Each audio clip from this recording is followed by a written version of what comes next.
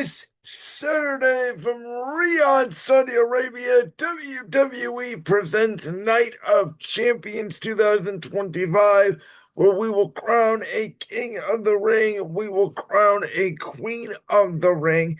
Ladies and gentlemen, boys and girls, this is the June 26th, 2025 edition of Brain into World. As always, my social media links are in the description below.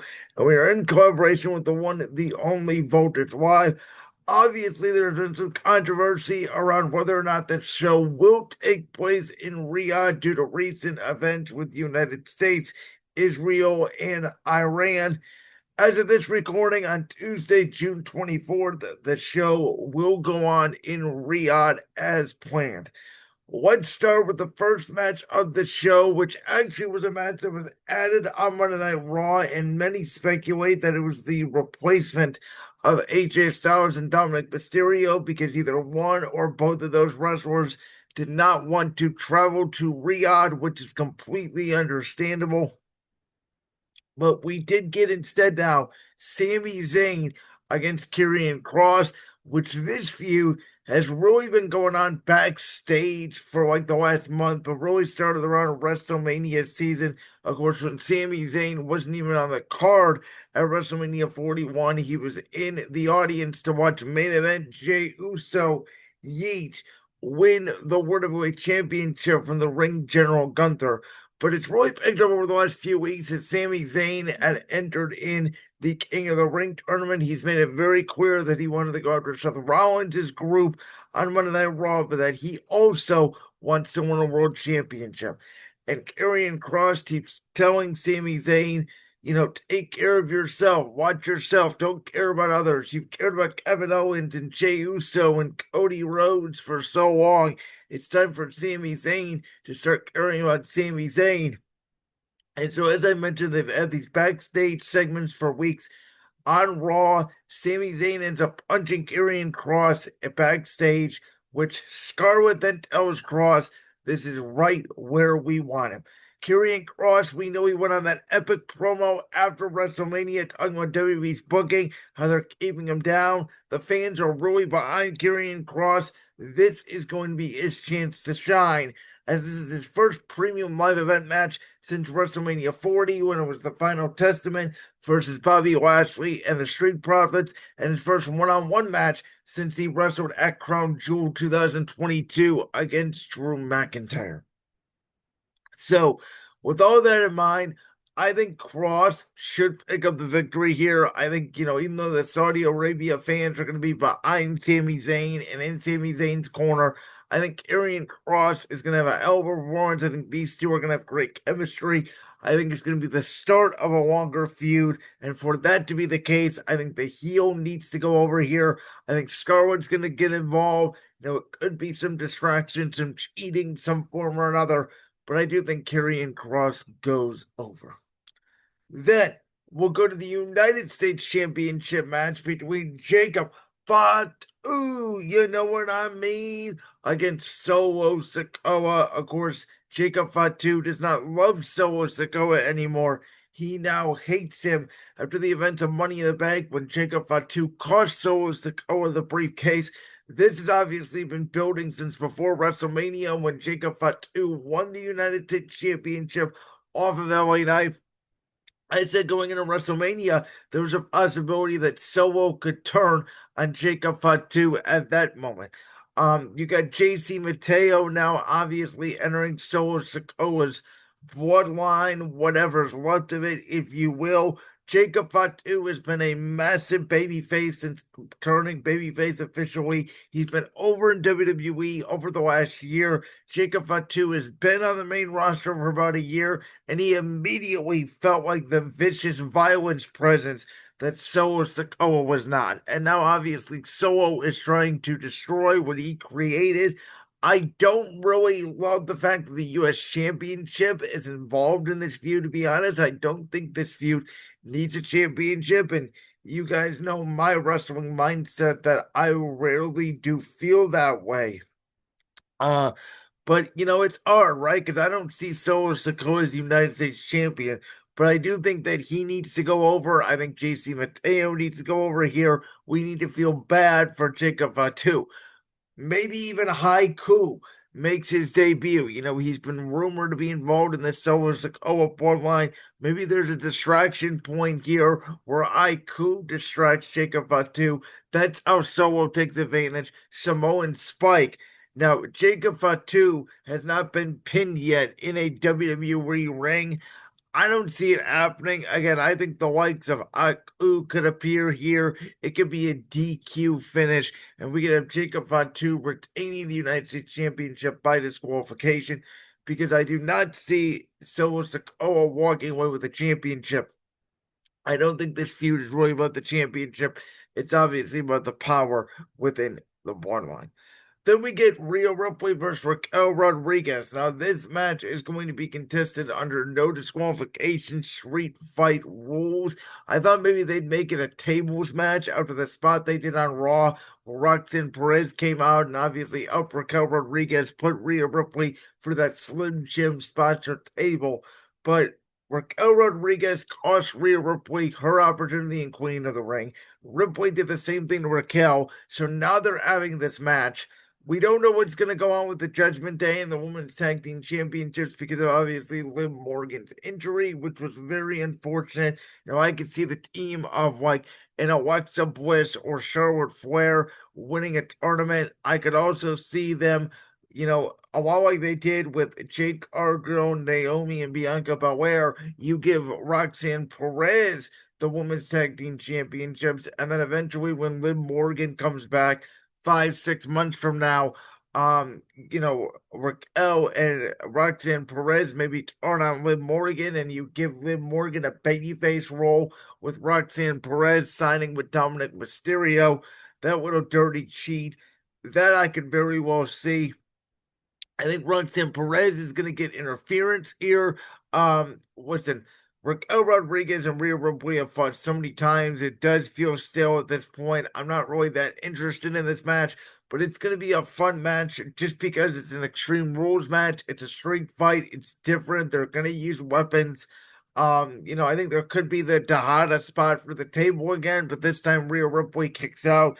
I do think Ripley, the babyface here, goes over because if she doesn't, it's going to take a whole lot more, in my opinion, than Raquel Rodriguez and Roxanne Perez to put her down.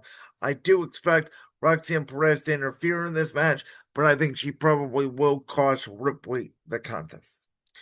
Then we get to the Women's Queen of the Ring, which of course featured Jade Cargill, who in the semifinals, won her match there, and then she had to defeat Roxanne Perez, obviously, in the finals, where in the semifinals for Asuka, she took down Alexa Bliss to get to this opportunity. We have a Friday Night SmackDown wrestler, Jade Cargill. So if she wins, she will take on Tiffany Stratton for the WWE Women's Championship at SummerSlam. We have Asuka from Raw, who had returned just a few weeks ago from a devastating injury, and she takes on Io Sky, who has weirdly not defended the Women's Championship since WrestleMania 41. And she's kind of been laying in limbo. I thought maybe this Bianca Belair Rhea Ripley feud would kick back up. It looked like Rhea Ripley was trying to target Io Sky for the Women's Championship right after WrestleMania when Stephanie Valkyrie and Julia and Roxanne had mostly made their main roster debuts. But, I think that with clearly the King of the Ring, obviously, going to Friday Night SmackDown where Cody Rhodes and Randy Orton will face off, that the Queen of the Ring should probably go to the Monday Night Raw roster. I don't think you want both the King and the Queen of the Ring on the same show. I still think it's possible that Jade Cargill could face Tiffany Stratton at SummerSlam for the Women's Championship, and that's where Naomi cashes in her Women's Money in the Bank contract. And it's a very real scenario. Obviously, we're going to see Tiffy and Nia go at it in a last woman standing match this Friday on SmackDown. But Asuka has been super protective, especially since Triple H booked. We know how he booked her NXT run. She was undefeated in NXT. We know Triple H is a big fan of Asuka. While Jade Cargill is getting better in the ring, she just does not feel like she's ready yet to take that next step of Queen of the Ring. Where I think the two former Damage Control mates, now obviously that Dakota Kai is out of the company, you have Kairi Sane sort of doing her own thing. Maybe she gets involved in this feud between friends. I'm not in love with the idea of Asuka versus Io Sky. I think they're going to be terrible promos. I don't think either lady necessarily is a great promo. I think they're great wrestlers. I don't really see again the thing with Io Sky. I don't think she's a great champion. I never thought Asuka was a great champion. So I'm not in love with this direction. To me, it does not feel like a major world championship match for the first two night SummerSlam. If it is indeed Tiffany Stratton versus Jade Cargill, that is a match that I do want to see. We saw it on the SmackDown after WrestleMania, but it was ruined by disqualification uh, by Naomi. I think that that could be a scenario again. I'd like to see those two young stars, the future of the business, if you will, run it back. But it does look like we're going to get Asuka versus Io, and I would imagine, Io's held the championship since before WrestleMania. I would imagine the way Triple H loves to book Asuka, Asuka would go over here. She's got her old entrance back. She has certainly been in the plans here for one of the major fixtures of the Raw division moving forward. And her last run as a world champion was a heel. She'll get a run as a babyface here as a world champion. Speaking of world champion as a babyface, who will define their legacy? Cody Rhodes and Randy Orton. Now, we all know John Cena is probably going to defeat CM Punk. I will get to yin and yang in a second. By the way, what a great video package that was for this match happening for the main event. But we all know Randy Orton and Cody Rhodes' history. And I said a long time ago, when it looked like Randy Orton was going to target Cody Rhodes, who was the undisputed champion, and maybe they did the Randy Orton heel turn. I said I would not have loved that. I would not have wanted a Randy Orton Cody Rhodes long term feud where Randy Orton is the heel. I think a lot like Edge when WWE tried to turn him heel when he first came back. I know Randy Orton's a lot more vicious of a heel, but listen, I don't know if you can turn Randy Orton heel. People are going to still be singing voices in their head. So I like Seth Rollins, right? Where like he's a heel, and I guess even to some extent Braun Breaker's a heel, right? But I mean, outside of the New Day right now, and maybe still a little bit of Dominic Mysterio and Gunther, you could say somewhat, though a lot of people do respect his wrestling ability and are rooting for him to defeat Goldberg in his retirement match at Saturday night's main event.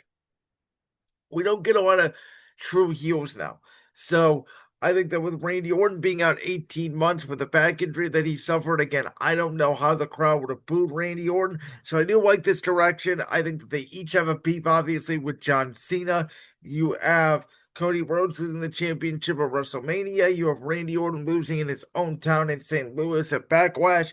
Two friends, just like Cody Rhodes and Jey Uso.